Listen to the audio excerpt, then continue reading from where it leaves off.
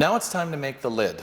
Now the lid, as you can see, the end result is going to be a double thick lid. Now that's called a rolled edge. It's only a single thickness, but we roll the outside edges over, which I'll demonstrate in a minute. But before we get to that point, your lid starts as just a big solid chunk of wood. Now I don't have any boards that are this wide. It needs to be at least 20 inches wide and 24 inches long. This is made up of 4 pieces of wood. Now with lumber and the current glues that we have, the more glue joints you put in a board going lengthwise with the grain, the stronger it gets, because the glue joints are stronger than the wood. If I took this board and broke it over my knee, it would not break on a glue joint. It would break somewhere else. Guaranteed. So if I put a whole bunch of tiny little strips together, I would actually have a more solid piece, one that'd be harder to break over time. So what I'm trying to say is, don't be afraid if you have 10 pieces that are glued up as opposed to 2 or 3 pieces, or 4 in this case. Yours will actually be stronger the more pieces you have.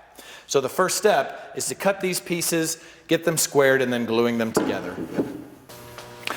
First we take a piece of wood from the back, in this case alder, and we need to check it out for any defects again, like we always do. Now here I'm always going to cut off the end, but I don't see any cracks. And it looks like I can get about a little over 6 inches out of it. Now, if I flip it to the other side, it's a bit of a different story. On the other side, I see this is the edge of the tree where it's kind of rounded. So if I remeasure now, I can only get maybe 5.5 inches wide out of each piece. So make sure you take that in consideration, because we've got to do a little bit of math. The top for all nightstands is the same. You need to set the saw to 24 inches long. So I can do that right off the bat, turn it on, 24, start. 24 is my rough length. So I only need 23 when I'm done. So that's set correctly. I do need to cut the end off. But I need enough pieces to get 20 inches wide. So enough of them cut. So when I line them up one next to another, I have 20 inches wide. Now if I can only get a little over 5 inches out of each piece, you're looking at 4 cuts. Now if I have a much wider board, maybe you can get away with 3 or even 2 if I have a wide enough board. Tiny narrow board, you may need 5, 6, or 7. It just depends on the width of the board. No one measurement is going to be right. I could tell you to do 4, you might need 5, you might have needed 3. It just depends on what you grab out of the back. So make sure the brakes are all off. Turn on the machine, and I'm going to cut off the end first and make 4 cuts.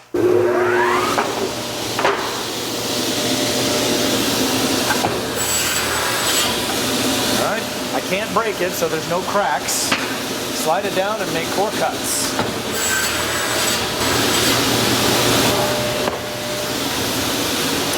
Now when I take all these pieces and line them up next to each other, I'll probably have maybe 23 inches wide or so. I only need 20. That's fine. I don't mind if you have more than I actually need. If I have 6 or 7 inches too much, that may be pushing it. We'll just take one of these boards and cut it in half or whatever, so we don't waste it. But a few inches over, no problem. Now we're going to go through the squaring procedure, joint the edges, and then we're going to cut them to width.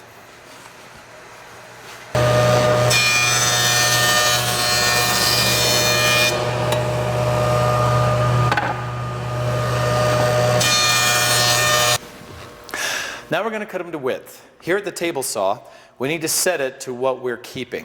Now on this piece of wood, it's kind of hard to see, but you've got this bad edge and it kind of waves in and out. So the smallest part from here to here, that's where I want to measure. All you got to do is take your tape measure and measure along that edge. So if I measure, I can get a good 5 1/4 out of that all the way up. But that's it. 5 1/4 is all I can get. Now the next piece of wood may be a little bit different. So I will have to adjust my width for each cut. So first cut, 5 1/4. And then cut off the bad edge. So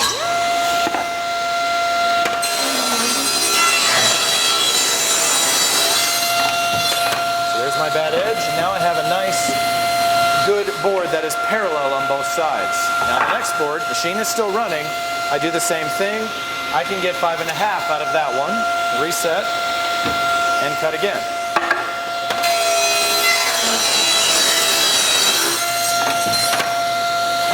That one's good now. This one, there's my smallest side. I can get 5 3/4, so it's getting a little bit bigger each time.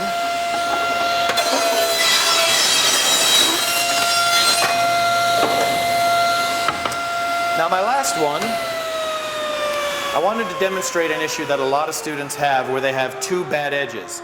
No matter what, they could join it 10 times and take the edge out, but it would take a long time. So let me simulate. If I knock that on the edge and I've now got a bad ding that I want to get rid of, no matter what, that's got to go. But I also have a bad edge here that I don't want to keep. I didn't know which edge to joint, so I just picked one. Pick an edge, and there's a way to cut off both. So first step, I still have a good edge. I have to put that against the fence, but I still have an issue here. Measure it like we did. I can get 6 inches. Okay, so set it to 6 and cut like normal.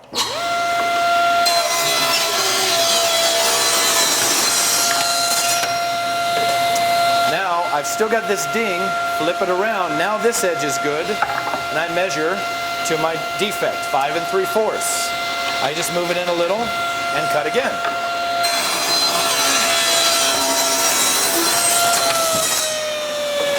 Now I have removed both sides, both defects are gone, and I still have plenty of wood for my top. But that just goes to show you that even if you have two bad edges, I can still make it work. It's just one additional cut on the table saw. Now we're going to glue them together to get one giant panel. Before we glue, we need to do a little bit of prep work just to make sure that this large panel stays as flat as it can over the years. There's a few things to check first. Okay, first thing, look down the lines. When you put them together, do you see any gaps? I should be able to put two boards together, hold them up to the light, and not see any light, between the gaps. If I do, if you see any light between the gaps, joint that edge and then put it back together. If you still see a little bit of light, then joint the other edge. Check every single one of them to make sure that they're nice and tight, which I've already done. I've looked at them, jointed the edges accordingly. Now the last part, to make sure that they stay nice and stable, don't warp over time, is you need to alternate the growth rings. Now it's hard to see on the camera, so I'll draw it with my marker here. If I look at this, the growth rings are going down like that. These are also going down. These are going down as well, and so are these. So they're all going the same direction. So all you've got to do is every other board, flip it over. By doing that, the boards will minimize the warping overall. The boards always warp in the direction of the grain. So this is going one way and that's the opposite and so forth. And by doing that, that minimizes the total warping that will happen over time. So alternate the grain lines. If all of your grain is going vertical this way, then you have nothing to worry about. Go ahead and just line them up any way you want. That's called quarter sawn wood, and that is very, very stable, and that's great. It's also more expensive. If you can get it, your hands on it, that's great. But if you can find it in the back. But I don't usually buy quarter sawn. So alternate the grain, and then we glue them together. Now it's time to glue them together. I've checked my gaps, the growth rings are alternated, now we can glue. So I've laid them out the way that they're going to be glued, and I lift up the first 3. I don't do the last one because each joint will already have glue in it. Put a nice thick bead of glue on your board. I'd rather have a bit too much glue than too little in this case. And then put it down and back in place, and move the whole thing back towards you and get it clamped. Now, line up the end fairly close. Doesn't have to be perfect because remember it's 1 inch longer than we actually need. But you're going to work your way across. We want it as flat as we can. So this is perfectly flat. This is a little off, so I can raise that up a hair. That's good. So now that's flat all the way across, and I tighten it up. Now this glue does make them move a little bit, but don't worry too much. Okay, this is snug. I haven't cranked down on it. Now I'm going to put one in the middle. You need at least 3 clamps to make this work. Just grab one off of the rack behind you, lay it across the top. So that's good, and that's good. They're all nice and flat, so I don't have any moving to do. If I had to move it, the loose side, I simply raise or push it down, up or down, whatever it takes until it's correct. Sometimes it helps to have another person helping you do this. They'll hold it while you tighten. It's okay if you need help. All right, tighten that up a little bit. And the last one. I've tightened 2 of them, so the last one's going to be hard. I have to push this down, and I can barely do it. If you're having a hard time moving it into place, get a clamp. Again, right behind you, these little clamps right here, and you just clamp it on.